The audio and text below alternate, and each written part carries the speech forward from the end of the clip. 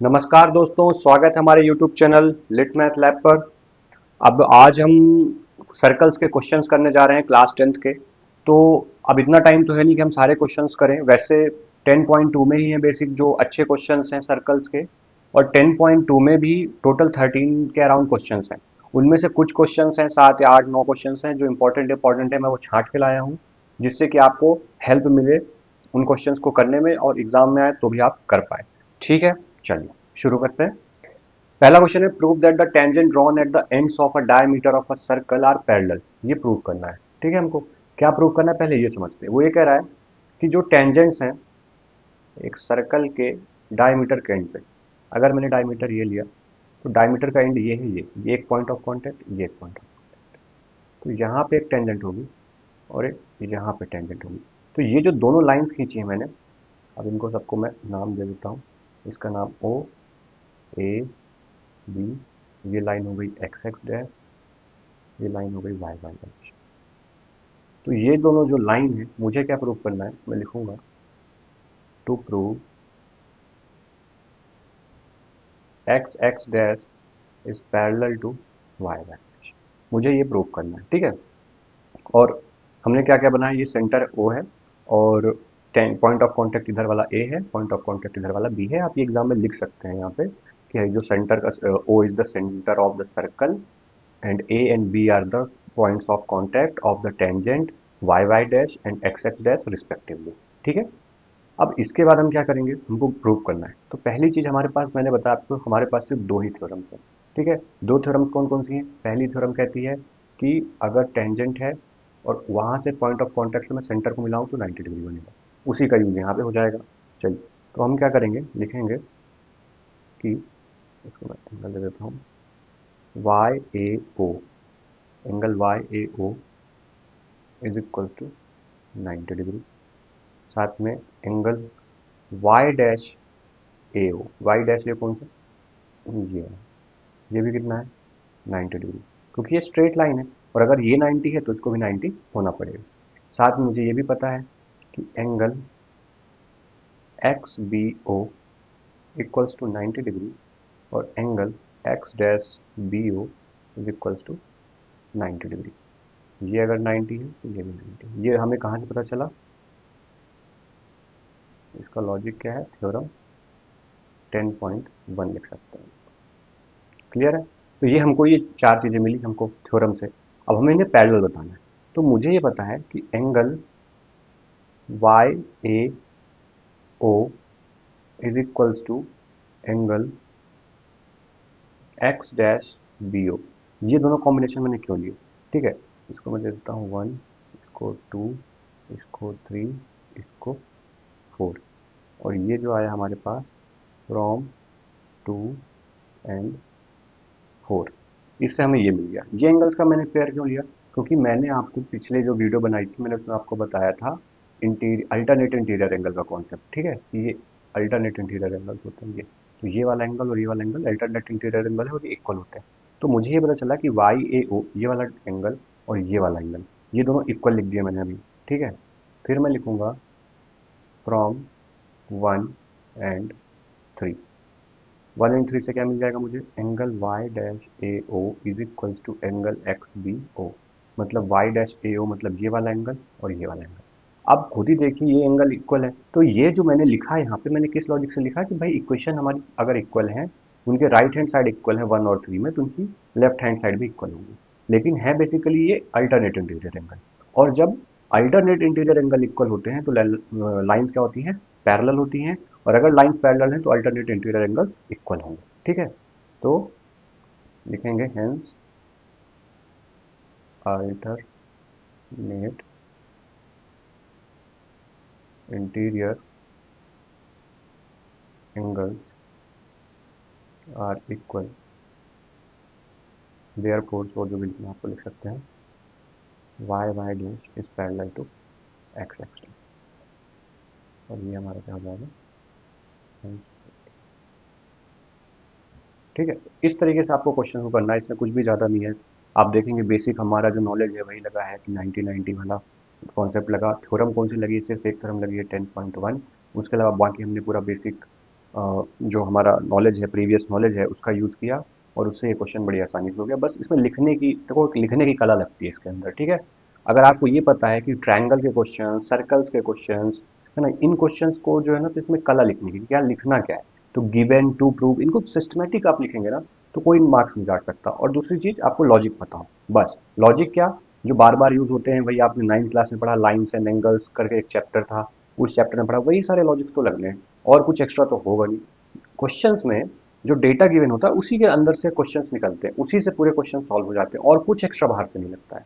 बाहर से लगेगा तो सिर्फ प्रीवियस नॉलेज, तो वो होना चाहिए आपके पास, नहीं होता है तो इन क्वेश्चंस के साथ सीखते जाइए कि अच्छा ऐसा है, अभी तक नहीं पता था, कोई बात नहीं, अब ये क्वेश्चन सॉल्व किया आपने, तो आपको समझ में आया कि अच्छा चलो ये चीज भी होती है, तो अब इसको अगली बार में ध्यान रखना है। और क्वेश्चंस को इसलिए कहते हैं ना, क्वेश्चंस को प्रैक्टिस करना। मैथ्स को अगर मैं टीवी पे चला दूं और मैं आपको 2-3 घंटे के वीडियोस दिखा दूं, तो मैथ्स नहीं बनती। मैथ्स को पेन उठा के पेन खत्म करनी पड़ती है, मैथ्स को सॉल्व करना पड़ता है, लिखना पड़ता है। तो जब आप बहुत ज़्यादा प्रैक्टिस करते हैं, जैसे इसमें मान लीजिए 13 क्वेश्चन हैं, आपने ना 50 क्वेश्चन प्रैक्टिस कर लिए सर्कल्स के, तो अपने आप आपको वो चीज़ें धीरे धीरे आपके दिमाग में बैठ जाती हैं, कि जो अब मैं बार बार प्रीवियस नॉलेज कह रहा हूँ, वही प्रीवियस नॉलेज आपके दिमाग में बैठ जाता है कि ये चीज़ तो वेल नोन हो जाती है, ठीक है।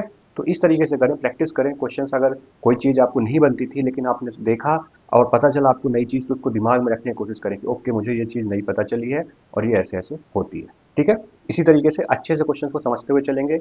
हम लॉजिक भी देखेंगे क्या हो रहा है, लिखना क्या है, थोड़ा थोड़ा वो भी देखते चलेंगे, और साथ में हम सारे क्वेश्चंस कंप्लीट करेंगे, ठीक है। चलिए, अब आता है question number 2। Prove that the perpendicular at the point of contact of the tangent to a circle passes through the centre. ठीक है, अब ये क्वेश्चन कह रहा है, प्रूव करने के लिए मैं आपको पहले थोड़ा सा साइड में उसका बताता हूँ। आपको पहले क्वेश्चन समझ में आना चाहिए ना, कि लिखना क्या है, प्रूव क्या करना है, तब तो आप वो प्रूव करने जाएंगे। कह रहा है, जो हम थ्योरम 10.2 कह रहे थे, सॉरी थ्योरम 10.1 थी, वही दूसरे तरीके से, उल्टे तरीके से प्रूव करना है। कि टेंजेंट है, अब टेंजेंट से अगर मैं परपेंडिकुलर डालूं, तो परपेंडिकुलर डालूंगा तो वो सेंटर से होके जाएगा, ये हमको प्रूव करना है। परपेंडिकुलर मतलब कि यहाँ से अगर मैं 90 डिग्री बनाना चाहूँ, यहाँ से घुमा के ऐसे 90 डिग्री, तो यहाँ पे आके टच करूंगा, तो ये जो लाइन बनेगी सेंटर से होके जाएगी। तो इस क्वेश्चन को हम करेंगे किससे, कॉन्ट्राडिक्शन से, ठीक है। तो कॉन्ट्राडिक्शन से कैसे करते हैं, लेट अस अज्यूम, इसमें भी देखिए थ्योरी ज़्यादा लिखनी है, कैलकुलेटिव बहुत कम है। Let us assume that the perpendicular at the, basically मैं पूरा क्वेश्चन उतार रहा हूँ, आपको ट्रिक बता दूँ। Point of contact to the tangent, tangent to a circle, ठीक है। अब लिख देंगे डज नॉट, ठीक है, does not pass through centre, क्योंकि हम कॉन्ट्राडिक्शन कर रहे हैं, तो जो क्वेश्चन कह रहा है उसका उल्टा मानना, थ्रू द सेंटर, ठीक है। अब हमने ये लिया, वो लोग कबीरा सारा। अब इसमें क्या चीज़ हमने देखी, कि सेंटर से नहीं हो रहा पास, मैंने ये मान लिया कि ठीक है, तुम कह रहे हो ये प्रूफ होने को, तो मैं प्रूफ कैसे करूंगा तुमको, उसका उल्टा मान के, कि चलो 1 मिनट को मैंने मान लिया कि वो सेंटर से होके नहीं जाता है, ठीक है। सेंटर से होके नहीं जाता है तो कहाँ से होके जाता है, हमने माना ये सेंटर ओ है, और ये हमारा बेसिक जो मतलब हम बनाते हैं, और दूसरा ये ले लिया हमने ओ डैश, ठीक है। अब अगर वो जो हमने डाला क्या है, परपेंडिकुलर डाला है, ठीक है। अगर परपेंडिकुलर डाला है, इसको ए दे दो इधर, ठीक है। अगर हमने परपेंडिकुलर डाला है तो वो 90 डिग्री होगा, तभी तो परपेंडिकुलर कहला रहा है। तो 90 डिग्री होगा, तो इसका मतलब हम क्या कहना चाह रहे हैं कि O dash A, angle O dash A B दिख रहा है, ओ डैश ए बी, ये वाला एंगल है, ये कितना है, 90 डिग्री, क्योंकि हमने खुद ही माना, लेट अस अज्यूम, है ना, हमने खुद ही माना कि ऐसा परपेंडिकुलर जो जा रहा है, जो कहाँ से हो रहा है, does not pass through the centre, और लिख दो it passes through O dash, ठीक है। एंड ओ इज द, जगह का मैं थोड़ा ना समझना, O is the centre of the circle, ठीक है। तो हमने ये मान लिया, जो हमने लिखा उसी चीज़ को मैंने मैथमेटिकल फॉर्म में लिख दिया, ठीक है। मैं हमेशा बच्चों को बोलता हूँ कि हमेशा जो चीज़ थ्योरी में लिखी है ना, उसको मैथमेटिकल फॉर्म में लिखना, और जो चीज़ मैथमेटिकल फॉर्म में लिखी है उसको थ्योरी में लिखना। ये दो चीज़ें अगर आप सीख गए ना, तो बोर्ड एग्जाम्स इतने ईजी हो जाते हैं कि क्या बताऊँ, ठीक है। तो O dash A B equals to कितना हो गया, 90 डिग्री, ये हमने बोला, ठीक है, लेकिन हमको पता है बाय थ्योरम 10.1 हमको ये पता है कि सेंटर से जाने वाला 90 होता है। ये चीज़ हमने खुद से मानी है और हमको पता क्या है कि angle O A B equals to 90 degree. अब जैसे मैंने यहाँ लिख दिया बाई थ्योरम 10.1 ऐसा लिख दिया ना, तो इसकी जगह आप थ्योरम पूरा स्टेट कर सकते हो, पूरी थ्योरम लिख सकते हो। ठीक है, O A B equals to 90 degree. अब देखो ये दोनों चीज़ क्या होगा, इसका मतलब कि ओ डैश ए बी भी 90 डिग्री है और ओ ए बी भी 90 डिग्री है। ये कहाँ से, ये मैंने माना है, और ये कहाँ से, ये मुझे पता है क्योंकि मुझे थ्योरम पता है। ठीक है, अब ये दोनों चीज़ कॉन्ट्राडिक्ट कर रही हैं आपस में, कॉन्ट्राडिक्ट कर रही है मतलब एक दूसरे का विरोधाभास कर रही है। ठीक है, विरोध कर रही है एक दूसरे का। तो जब भी ऐसी कंडीशन होती है तो उसमें फिर हम कहते हैं कॉन्ट्राडिक्ट हो रही चीज़ें। ठीक है, यहाँ पे हम लिखेंगे which is contradiction to our assumption। हमारे assumption का कॉन्ट्राडिक्शन है, और अगर ये हमारे assumption का कॉन्ट्राडिक्शन है तो ये केवल कब पॉसिबल है, ये भी लिख देते हैं। इससे और पता चल जाएगा एग्जामिनर को कि हमको आता है। It is only possible when O dash coincides with O. ठीक है, मतलब वो ये कह रहा है कि ये जो अगर हमारा कॉन्ट्राडिक्शन है कभी तभी पॉसिबल है जब ओ डैश और ओ एक ही जगह आ जाए, है ना। ये ओ डैश अभी यहाँ पे है, अगर ओ डैश को मैं कोइंसाइड कर दूं ओ के साथ, यहाँ ला दूं, तभी ये चीज़ पॉसिबल है कि दोनों 90 डिग्री होंगे। इसका मतलब क्या हुआ, इसका मतलब हुआ कि हमारा अजम्पशन गलत है। यहाँ पे लिख दें आवर अजम्पशन इज रॉन्ग। और अगर हमारा अजम्पशन रॉन्ग है तो फिर सही क्या है, जो लिखा हुआ है, क्योंकि हमने उसका जस्ट अपोजिट माना था और हमारा मानना गलत हुआ। तो जो लिखा हुआ है हम उसको बोल दें। फिर यहाँ पे आप पूरा स्टेटमेंट लिख दो, hence proved that, hence proved that, इसके बाद पूरा क्वेश्चन यहाँ से दैट द, से लेके ये और ये यहाँ तक की लाइन लिख दो। आपके 5 नंबर 3 नंबर जितने भी ये क्वेश्चन आएगा कंप्लीट। ठीक है, क्लियर है ये चीज़। तो ऐसे हम कॉन्ट्रडिक्शन से क्वेश्चन करते हैं। ठीक है, एक बार आप और देख लीजिएगा, अगर आपको समझ में नहीं आए ना, कभी भी ऐसे जैसे समझा रहे होते हैं ना तो हम समझते समझते थोड़ा जोन आउट हो जाते हैं।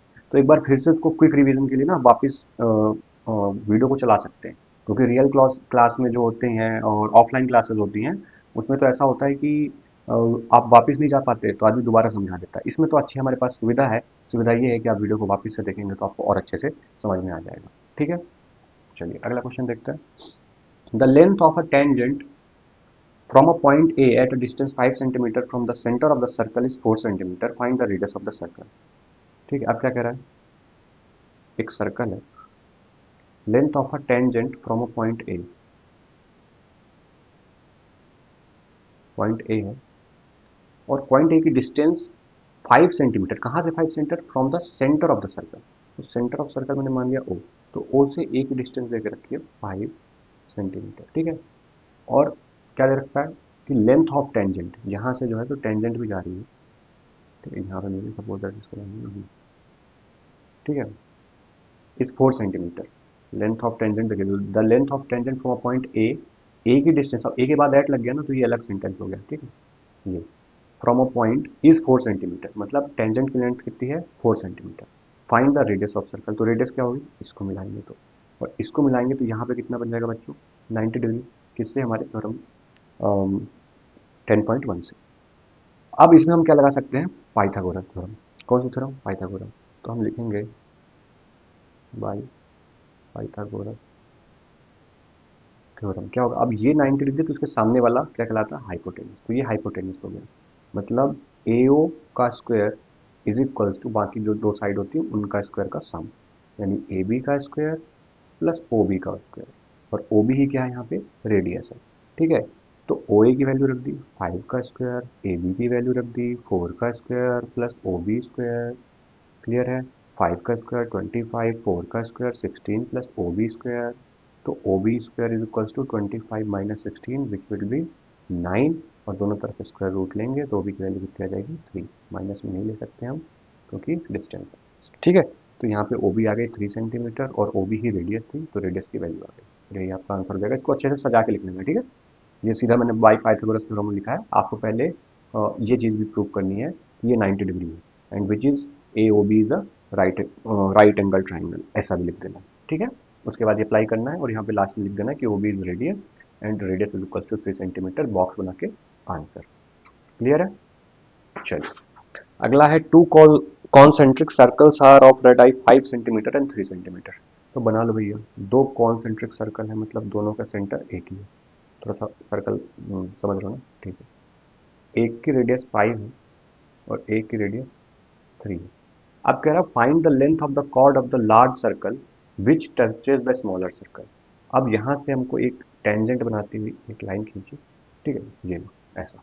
तो ये कॉर्ड है, इस कॉर्ड की लेंथ बतानी, ठीक है। इसको मैं इधर से मिला लेता हूँ, तो मैंने वहीं पे टच करा लिया जहाँ से वो हुई। अब आपको पता है कि ये जो लेंथ है ये 3 है और ये कितना है 5 है। अब यहाँ पे कितना बनेगा 90 डिग्री। तो यहाँ पे कितनी आ जाएगी आपकी लेंथ, पता आपको 4 पाइथागोरस का। और अगेन ये 3 है और ये 3 है, तो बड़े वाले सर्कल की रेडियस ये भी है, तो ये भी 5, तो ये भी 4, 4 प्लस 4 8 हो जाता है। लिखेंगे कैसे, देख लीजिए, वापस समझाता हूँ। ओ ए बी सी, ठीक है।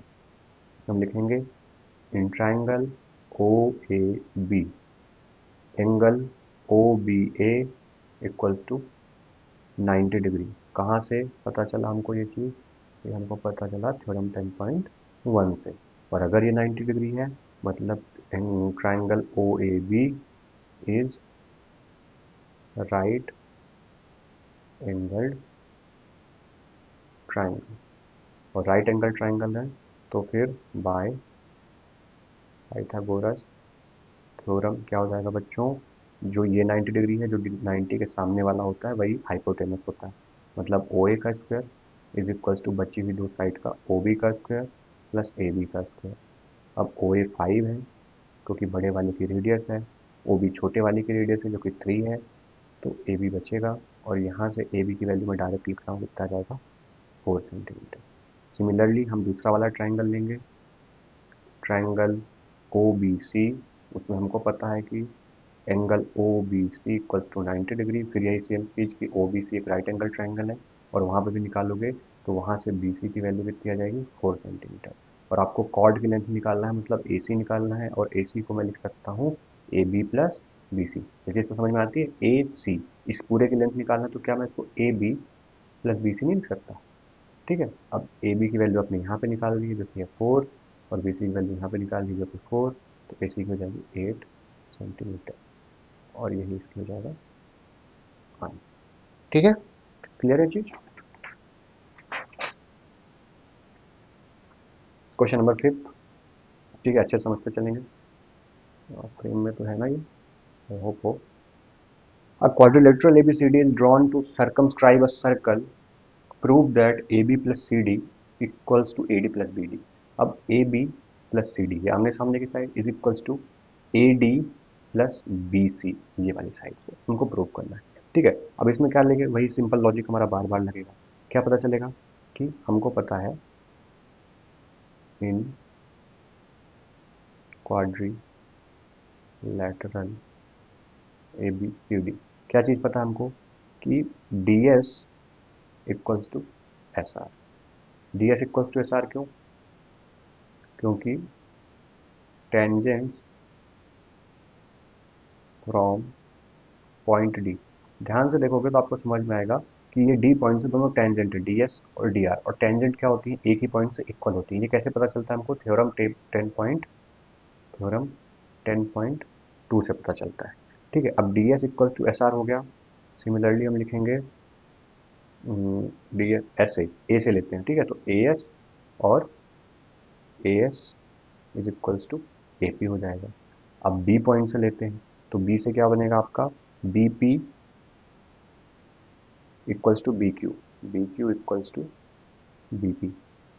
फिर सी पॉइंट से लेंगे तो क्या बनेगा हमारा, C Q equals to C R, ठीक है। अब ये चीज़ तो हमने लिख ली, अब इसका यूज़ हम कैसे करेंगे, तो ध्यान से देखना, मस्त वाला दिमाग लगाएंगे यहाँ पर, ठीक है। कैसे, हम ये देखेंगे कि हमको ए बी पूरी साइड चाहिए, चलो ए बी के लिए क्या क्या है, A P plus B P लिख सकता हूँ, A P plus B P. अब A P plus B P कहाँ है, ये 2 और 3, तो मैं इनको ऐड कर दूंगा, ठीक है। एडिंग 2 प्लस 3, या एडिंग 2 एंड 3 लिख सकते हैं आप। तो ए पी और बी पी ऐड होंगे, ये ऐड होंगे, तो क्या होगा A S plus B Q, left hand side से लेफ्ट हैंड साइड ऐड होती है और राइट हैंड साइड से राइट हैंड साइड। ठीक है, अब ये आ गया ए बी। और A S plus B Q कुछ होता है क्या, ए एस इधर है बी क्यू इधर है, नहीं होता। ठीक है, तो उसको ऐसे ही छोड़ देंगे, ए पी और बी पी मिलकर कितना बन जाएंगे, ए बी बन जाएंगे। ठीक है, अब इसके नीचे नहीं जाता हूँ, इधर बता देता हूँ। तो यहाँ से ए बी, इस वाली साइड को मैं पहले लिख रहा हूँ, बाद में इसको लिखता हूँ A S plus B Q, इसको छोड़ देंगे, इक्वेशन नंबर 5। अब 2 और 3 ऐड किया, बचा क्या 1 और 4, उसमें क्या एस आर और सी आर। देखो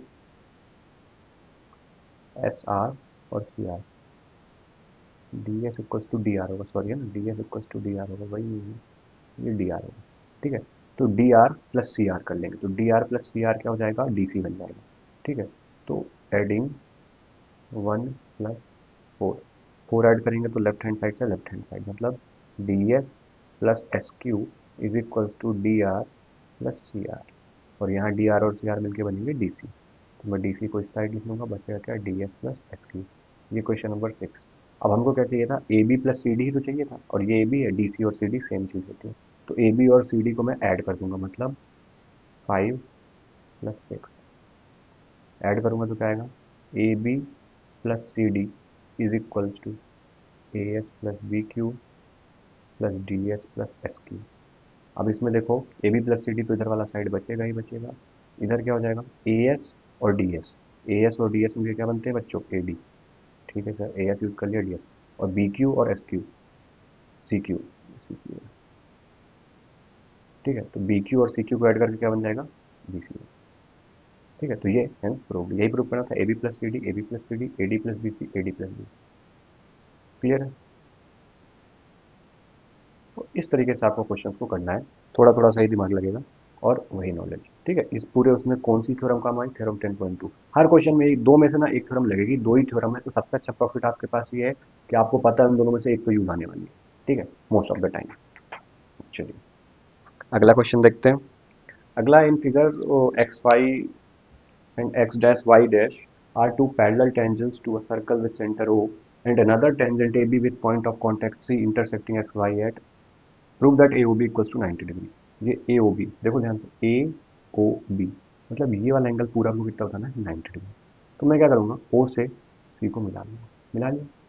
अब इस वाले एंगल का नाम दूंगा 1, इसका नाम दूंगा 2, इस छोटू से का 3 और इस छोटू से का 4। अब मैं क्या करूँगा, ध्यान से देखना, इन ट्राइंगल POA, कोशिश करो POA ट्राइंगल ढूंढने का, एंड ट्राइंगल PO के बाद दो AOC। ध्यान देखिए, पहला जो ये है ना एंगल 1 वाला ट्राइंगल और एंगल 2 वाले ट्राइंगल को मैंने लिया। अब इनको मैं कॉन्ग्रुएंट प्रूफ करूंगा, कैसे, आपको पता है कि OP इक्वल्स टू OC, दोनों के दोनों क्या है, रेडियस है। ठीक है, डायग्राम को एक बार फिर देखेंगे आपको दिख जाए। उसके बाद मुझे पता है OA equals to OA, OA वाला OA नहीं, ठीक है, OA क्या है, कॉमन लाइन है। ठीक है, और साथ में AP इक्वल्स टू AC। अब लग गई थ्योरम कौन सी, बता दो आप, 10.2। ठीक है, क्योंकि ए पॉइंट से ये टेंजेंट है, तो length of tangent A P और ए सी ये इक्वल हो गया। यहाँ से क्या मिला, triangle P O A is congruent to triangle A O C. ठीक है, ये दोनों ट्राइंगल क्या हो गए कॉन्ग्रुएंट, और अगर कॉन्ग्रुएंट है इसका मतलब angle 1 equals to angle 2, equation number 1। ठीक है, अब सिमिलरली लिख रहा हूँ, आप पूरा प्रूफ कर सकते हो। Similarly triangle O C B, O C B देखो एंगल 3 वाला, is congruent to triangle O B Q. इसमें भी सेम लॉजिक लगेगा, ओ सी और ओ क्यू क्या हो जाएंगे, रेडियस हो जाएंगे, ओ बी जो है कॉमन हो जाएगा, और बी से क्यू तक एक टेंजेंट है और बी से सी तक एक टेंजेंट है, तो B Q equals to C Q हो जाएगा और ये हो जाएगा। यहाँ से आ जाएगा angle 3 equals to angle 4, equation number 2। ठीक है, अब मुझे ये पता है कि देखो P O Q is a straight line, क्या लिखोगे, P O Q is a straight line, और स्ट्रेट लाइन में बने हुए सारे एंगल का सम कितना होता है, 180। बहुत सही। तो है ना, one, angle 1 plus angle 2 plus angle 3 plus angle 4 कितने हो जाएंगे बच्चों, 180 डिग्री। हमको प्रूव कौन कौन से करने, एंगल 2 और एंगल 3, तो एंगल 2 और एंगल 3 को नहीं छोड़ेंगे, इनको नहीं हटाना है, बाकी जो बचे उनको हटा सकते हैं। तो मुझे पता है कि एंगल 1 इक्वल्स टू एंगल 2 है, तो एंगल 1 की जगह क्यों ना मैं एंगल 2 रख दूं, कोई रोक सकता है, एंगल 3 भी नहीं छोड़ना। और एंगल 4 इक्वल्स टू एंगल 3, तो यहाँ पे भी एंगल 3 रख दूँ, इक्वल्स टू 180 डिग्री। ये हो जाएगा 2 एंगल 2, है ना, 2 बार आम है तो 2 आम, और 2 बार संतरा है तो 2 बार 2 संतरा। ठीक है, अब 2 कॉमन ले सकता हूँ, angle 2 plus angle 3 equals to 180 degree, angle 2 plus angle 3 equals to 180 upon 2, 2 नीचे आ जाएगा और वो 90 होता है, मैं डायरेक्ट लिख देता हूँ, ठीक है, 90 डिग्री। और एंगल 2 और एंगल 3 मिला के कितना बनते हैं, angle A O B equals to 90 degree, hence proved.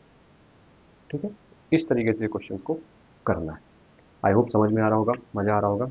ठीक है, एक दो क्वेश्चंस और बचे हैं बढ़िया से, तो वो कर लेते हैं।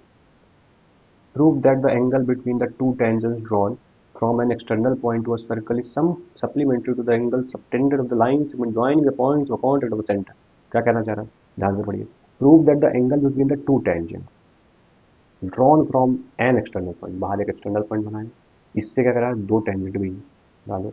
मैं थोड़ा सा डायग्राम में ना गड़बड़ कर देता हूँ, चित्रकारी मेरी अच्छी हुई है। ठीक है, ए है, सेंटर को दे देते हैं, इसको दे देते हैं बी, और इसको दे देते हैं सी। ठीक है, to a circle is supplementary to, मतलब इसके बीच में टेंजेंट के ना, एंगल बिटवीन द टेंजेंट, तो ये दोनों टेंजेंट, इनके बीच का एंगल ये होगा। ठीक है, इज सप्लीमेंट्री, किसके supplementary, to the angle subtended by the line segment joining the points of contact to the centre. तो अगर इसको मैं मिलाऊंगा सेंटर, क्या कह रहा है, पॉइंट ऑफ कांटेक्ट से सेंटर तक लाइन सेगमेंट मिला दो। अब जो बना है एंगल सबटेंडेड, मतलब जो एंगल ये बना है, ये और ये मिला के कितना दे रहे हैं, 180 डिग्री। सप्लीमेंट्री का मतलब यही होता है। तो हमको प्रूव क्या करना है, डायग्राम इतना ज़्यादा बना डाला, लाइक झिंगा डाला, जगह नहीं होगी। Angle B O C plus angle B A C equals to 90 degree. ये मुझे नहीं, 180 डिग्री गड़बड़ कर देते हैं। ठीक है, 180 डिग्री होगी सप्लीमेंट्री वाला। अब इसके लिए क्या है, अब ये खुद देखो तुम कि हमें दिख रहा है कि B O C A, we can see B O C E C A is a quadrilateral. कौन सा लेटरल है, इज अ क्वाड्रिलेटरल। अब इसको हम यही रहने देते हैं। अब इसमें कोई ना कोई थ्योरम लगेगी, बताओ कौन सी लगेगी, 10.1 लग जाए। लगाओ, क्या होती है थ्योरम 10.1 की, angle O B A equals to कितना है, 90 डिग्री। एंगल ओ सी ए कितना है, 90 डिग्री। कहाँ से पता चला भैया, 10.1 से पता चला। अब ये कह रहा है कि अब हमको ये पता है कि बी ओ सी ए क्या है, पूरा क्वाड्रिलेटरल। तो क्वाड्रिलेटरल के एंगल्स का सम कितना होता है, ये कोई पूछे तो बता पाओगे। ठीक है, बहुत बढ़िया जवाब, 360 डिग्री होता है। तो एंगल बी को लिखता है, ये लिख देता हूँ यार, कंफ्यूज हो जाओगे तुम लोग। Angle O B A plus angle O C A plus angle B O C plus angle, कौन सा एंगल बचा, B A C equals to कितना होता है, 360 डिग्री। मुझे पता है ये इक्वेशन से कि ओ बी ए की वैल्यू 90 है, रख दूंगा, ओ सी ए की वैल्यू 90 है, रख दूंगा, plus angle B O C plus angle B A C equals to 360 degree. ठीक है, अब 90 प्लस 90 कितना होता है, 180, 180 plus B O C plus B A C equals to 360 degree. तो क्या हो जाएगा, angle B O C plus angle B A C equals to 180 degree.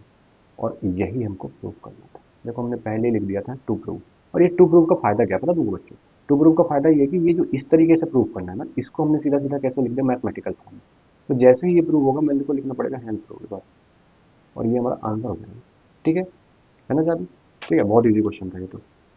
अब ये आता है क्वेश्चन, 10-15 मिनट 20 मिनट वाला क्वेश्चन है। ठीक है, 10-15 मिनट 20 मिनट मजाक कर रहा हूँ। ठीक है, आसान सा क्वेश्चन, ध्यान से देखना बस। ठीक है, अब हमको क्या क्वेश्चन दे रखा है, a triangle ABC is drawn to circumscribe a circle of radius 4 cm such that segment BC and DC into which BC is divided by the point of contact D are lengths 8 cm and 6 cm. Find the sides AB and AC। अब हमको AB और AC निकालना है। ठीक है, तो इस question में हम लॉजिक जब यूज करते हैं तो वो लॉजिक ये रहता है बच्चों कि हम ट्राइंगल का एरिया दो तरीके से निकालेंगे इस क्वेश्चन के अंदर। और ट्राइंगल तो एक ही है ABC, तो जब ट्राइंगल एक ही है तो दोनों तरीके से जो एरिया निकलेगा वो इक्वल आएगा। और जब वो इक्वल आएगा तो हमको क्या मिल जाएगी, वैल्यू AB और AC की। ठीक है, तो सबसे पहले तो हम ये देख लें कि अगर ये 8 सेंटीमीटर है और ये D पॉइंट है, तो मैं इसको E दे देता हूँ, इसको F दे देता हूँ। तो अगर डी बी जो है 8 है तो आपको पता है बी एफ भी कितना होगा, 8 होगा। किस थ्योरम से सर? थ्योरम 10.2 से। इस पॉइंट से एक्सटर्नल पॉइंट से दो टेंजेंट है, तो अगर ये 8 तो ये भी 8, ये 6 तो ये भी 6, और मैं अपने से मानूंगा इसको x, तो ये भी अपने आप क्या हो जाएगी x, क्योंकि अगर ए को मैंने x माना तो ए एफ भी क्या हो जाएगी, x हो जाएगी। ठीक है। अब इस क्वेश्चन में क्या करेंगे हम? अब हम करेंगे ट्राइंगल का एरिया निकालेंगे। तो सबसे पहले हम निकालते हैं अपने हेरॉन्स फार्मूला से, क्योंकि हमको साइड्स पता है। हमको कौन कौन सी साइड पता है, पता तो नहीं है। अगर देखो हमको क्या निकालना, एसी निकालना है। एसी में मुझे ईसी की वैल्यू 6 पता है। एई जो है जिसको मैंने एक्स माना, अगर मुझे इस एक्स की वैल्यू मिल जाए तो मैं ऐड करके इसको नहीं निकाल लूंगा एसी को। और साथ में मुझे कौन सी साइड निकालनी है, एबी भी निकालनी है। एबी में 8 पता है, एक्स की वैल्यू मिल जाएगी तो 8 प्लस एक्स क्या हो जाएगी, पूरी एबी की साइड हो जाएगी। ठीक है। तो एसी की वैल्यू अभी के लिए तुम्हारे पास क्या है, एक्स प्लस 6 है। ठीक है। और एसी के बाद जो है तो एबी, एबी की वैल्यू एक्स प्लस 8, और साथ में आपके पास है बी सी, तो 8 प्लस 6 कितना होता है, 14। ठीक है। अब इसका हम सेमी पेरीमीटर निकालते हैं, हेरॉन्स फार्मूला में यूज होता है। वो क्या होता है, ए प्लस बी प्लस सी बाय 2। तो इसको हम मान लेंगे एक साइड ए, इसको मान लेंगे बी, और इसको मान लेंगे सी। चलो कर दो sum, X plus 6 plus X plus 8 plus 14/2। ठीक है। ये कितना हो जाएगा सम होके, एक्स और एक्स मिलकर हो जाएगा 2x, और 8 और 6 मिलकर हो जाएगा 14, और 14 प्लस 14 28/2। और ऊपर से मैं 2 कॉमन लूंगा। कॉमन क्यों लूंगा, कॉमन कॉमन कॉमन लेने से ना कैंसिल आउट हो जाएगा, ये लो फ्रैक्शन की प्रॉब्लम खत्म। तो सेमी पेरीमीटर आ गया मेरे पास, एक्स प्लस 14। इसको मैं संभाल के रख दूंगा। ठीक है। अब हेरॉन्स फार्मूला में यूज क्या होता है, हेरॉन्स फार्मूला यानी ट्राइंगल का area is equals to, triangle का area is equals to root of S into S minus A into S minus B into S minus C. रखते जाओ वैल्यू। एस की वैल्यू आई कितनी, X plus 14, X plus 14 minus A की value क्या थी बच्चों, ए की वैल्यू थी एक्स प्लस 6। तो एक्स प्लस 6 रखोगे तो माइनस एक्स माइनस 6 हो जाएगा। ठीक है, क्योंकि माइनस एक्स से भी तो मल्टीप्लाई होगा, साथ में आपका जो ये 6 है ना, इससे भी मल्टीप्लाई होगा। क्लियर है ये चीज? तो दोनों से मल्टीप्लाई होगा। फिर s माइनस बी है तो x plus 14 minus x minus 8, और x प्लस 14 सी की वैल्यू है 14। तो यार ठीक है। अब यहाँ से कैंसिल आउट करो, देखो x से x कैंसिल, x से x कैंसिल, 14 से 14 कैंसिल, क्या क्या बचा बच्चों, बचा है हमारे साथ सर x प्लस 14 बचा है, जो कि बाहर ही था। 14 माइनस 6 होता है 8, 14 माइनस 8 होता है 6, और इधर कितना बचा x। ठीक है। कितना हो गया हमारे पास, x प्लस 14 और 8 6 48x। इसको फिर से मैंने संभाल के रख दिया। ठीक है। अब दूसरे तरीके से कैसे ये निकालेंगे, तो हम क्या करेंगे, इस पूरे ट्राइंगल को 3 इक्वल पार्ट्स में डिवाइड करेंगे। कितने में, 3 में। आप क्या करो, यहाँ से मिलाओ इसको ओ से, और बी से, और ये। ठीक है। अब इसमें आप ये देखो, मैं जो ट्राइंगल बता रहा हूँ इसको मैं शायद ब्लू पेन से कर दूँ तो आपको ज़्यादा अच्छा दिखेगा। ठीक है, समझने की कोशिश करना। ट्राइंगल देखने की कोशिश करो, ए ओ सी दिख रहा है क्या, देखना, ए ओ सी, एक ये ट्राइंगल होगा। ठीक है। दूसरा triangle A O B, A O B, ओहो बोला ना ड्राइंग बहुत अच्छी है। और बी ओ सी, ये वाला ट्राइंगल। ठीक है, इस तरीके से 3 ट्राइंगल बन गए। तो क्या अगर मैं इन तीनों ट्राइंगल का एरिया निकालूं और उन तीनों एरिया को सम कर दूं, तो बड़े वाले ट्राइंगल के एरिया के इक्वल नहीं आ जाएगा, आ जाएगा। ठीक है। एरिया हमको यही होता है कि अगर एरिया ऐसा है, इस पूरे का एरिया चाहिए, तो मैं उसको अगर 2 4 6 कितने भी पार्ट में डिवाइड कर दूं, इसका एरिया प्लस ये प्लस ये प्लस ये सम करूंगा तो हमेशा इक्वल ही आता है। ठीक है। तो मैं इन तीनों को सम करके इक्वल कर लूँ। अब इनका एरिया कैसे निकालूंगा, इनमें मैं निकालूंगा height 1/2 height base into height. तो बेस तो सबके दिए हैं, देखो इस वाले ट्राइंगल का बेस क्या हो जाएगा, एक्स प्लस 8, इसका 14, इसका बेस एक्स प्लस 14। हाइट क्या होगी, सबकी रेडियस होगी, क्या होगी, रेडियस। ये ओ से एफ को मिला, ये रेडियस बनेगी, ये रेडियस बनेगी, और ये रेडियस बनेगी। और रेडियस क्वेश्चन में दे रखी है कितनी है, 4 सेंटीमीटर। ठीक है। अब ध्यान से देखना, ध्यान से देखना। अब मैं लिखूंगा area of triangle A B C is equals to area of triangle, कौन सा है, A O C, A O B, B O C, A O B plus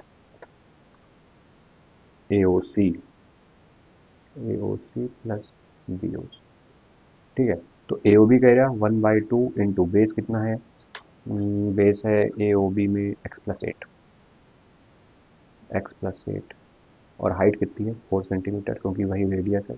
1/2 x+6 into 4 plus 1/2 into 14 into 4, 2 से कैंसिल होगा 4 2 times, 2 से cancel होगा 4 2 times, 2 से cancel होगा 4 2 times, कितना हो गया 2 into x+8 plus 2 into x+6 plus 2 into 14।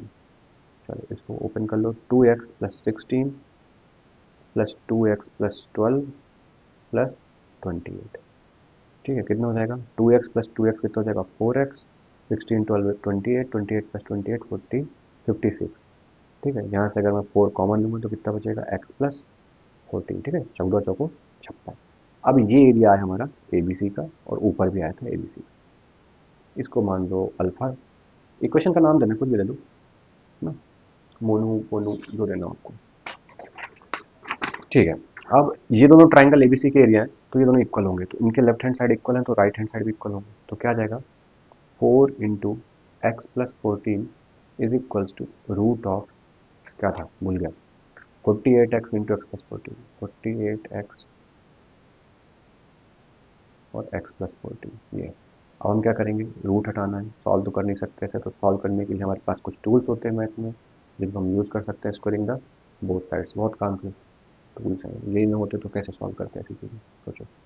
अब इसका स्क्वायर कर देंगे, 4 इंटू x+14 का स्क्वायर इज इक्वल टू, इसका पूरा स्क्वायर करेंगे तो इसका रूट हट जाएगा, मैं डायरेक्टली लिख रहा हूँ 48x इंटू x+14। अब इसका स्क्वायर दोगे तो 4 के पास भी जाएगा तो 4 का स्क्वायर हो जाएगा 16 और साथ में x+14 का square equals to 48x x+14। अब जो जिसका साथी उसको भेज, x+14 को इधर भेजेंगे और 16 को उधर भेजेंगे, तो x+14 का होल स्क्वायर तो यहीं पे था, ये वाला आएगा तो डिवाइड हो जाएगा क्योंकि उधर मल्टीप्लिकेशन में है, ठीक है। इक्वल्स टू 48x तो था ही और ये जाएगा 16 तो अपॉन निकल जाएगा। अब दो है ऊपर, x+14 दो बार मल्टीप्लाई हो रहा है स्क्वायर मतलब, तो एक से एक कैंसिल हो जाएगा, 16 3 जा 48 होता है, कितना बचा बच्चों x+14 इक्वल्स टू 3x। अब x को उधर भेज दो, कितना बचेगा 3x माइनस एक्स, मतलब 3 आम में से एक आम चला गया, कितना बचा 2x, तो x की वैल्यू कितनी आ गई 7, ठीक है। x वैल्यू कितनी आ गई 7। अब जब 7 आ गई तो आपको ए बी निकालना है, कुछ भी निकालना निकाल दो, तो ए बी कितना हो जाएगा, x वैल्यू है 7 तो ए बी हो जाएगा 7 प्लस 6 क्योंकि 6 तो ये है और ये हमने निकाली है 7, तो ए बी की वैल्यू 13 सेंटीमीटर। और आपको निकाल, ओहो ये ए सी की है, ठीक है। ए बी की कितनी हो जाएगी x+8 मतलब 7+8, ये कितना हो जाएगा 15 सेंटीमीटर, और यही आपके क्या हो जाएंगे आंसर, गॉड फीड, ठीक है। तो इस तरीके से आपको ये क्वेश्चंस करने हैं, क्लियर। तो ये बहुत इंपॉर्टेंट क्वेश्चंस थे, ये कई बार रिपीट होते हैं, ठीक है, तो इसलिए मैंने छांट के वो वाले क्वेश्चंस करा दिए हैं। और इनको आप अच्छे से रिवाइज कर लें, एक बार पढ़ लें, एक बार में नहीं समझ में आता है तो वीडियो को एक बार दोबारा देखें रिवर्स में जाके, और फिर भी समझ नहीं आता है तो मेरे को कमेंट्स में करके बताएं, तो मैं उसको और दूसरे तरीके से समझाने का कोशिश करूंगा या और बेसिक जाना। देखिए मैं बहुत ज़्यादा बेसिक नहीं गया हूँ, फिर से बता रहा हूँ, क्योंकि टाइम नहीं है। मैं अगर इस वीडियो को बनाता और बहुत एकदम डीप में समझा रहा होता है ट्राइंगल बना के और कलरिंग करके, तो ये बहुत ज़्यादा मतलब मेरे को 3 वीडियो बनाने पड़ते एक एक घंटे में, ठीक है, मतलब समझ रहे हो उस चीज़ को। तो इसलिए मैंने ऐसा बताया है कि जिससे आपका काम चल जाए, ठीक है, और जो मतलब जिसके अंदर बेसिक है, जिसका बेसिक अच्छा है उसको तो बहुत अच्छे से समझ में आएगा, और जिसका नहीं है उसके लिए भी इस तरह के काम आ जाए आपके बोर्ड एग्जाम में, आप क्वेश्चन सॉल्व करके आ जाओ, पूरा लिख के आ जाओ पूरा, ठीक है। तो इसलिए ध्यान से देखें और कोई भी सजेशन हो तो दो, ठीक है। लिट मैथ लैब से जुड़े रहने के लिए धन्यवाद।